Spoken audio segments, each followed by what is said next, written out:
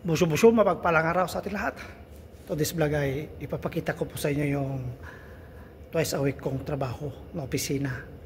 2 hours, twice a week. Sa atin dyan ay kusina. Kuramong. Hindi mo lagi dyan opisan. Opisan. Tanya mga kaparisyan niya. Titibyaw. Kaya dito pa, hindi komidor. So ato di planaw.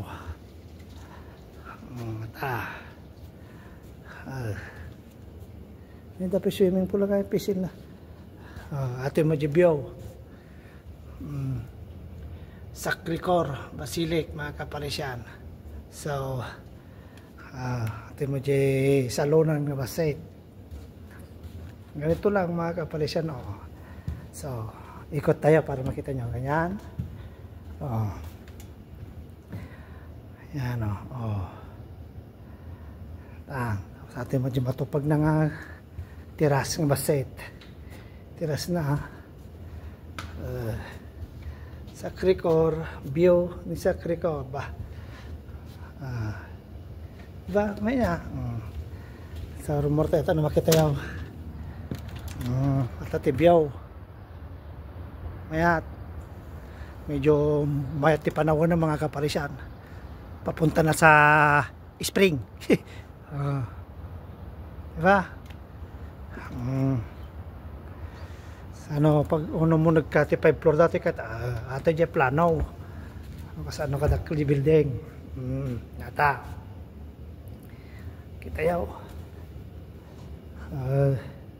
ata dyan building nga pagtatrabaho tata. So ito mo yung basing ako na yung mga kaparisyan. Sila ako rest hour. Rest hour. Mayat kalpas ko nagdasting reject ka reject ko tata reject pa kubita toilet nya pakitak to no pinagdalos ko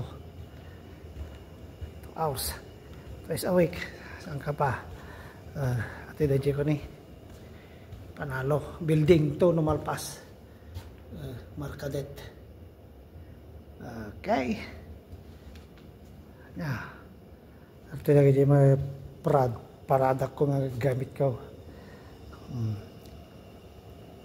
daji ko na ni kinalawa na 2 hours. So kakaiwara pa lang iwara pa lang mga kaparisyan tadi pegar ng pasta tek pa lang toilet kalpas ko dagiti duwa kalpas ko ta aspirator pa takwa sakto map nga tadi pag mamap ko ni ano ba aspirator ko ni tinatang babae yung dati kat komplikado dati kat maday medyo narugit narugit mga kaparisyan.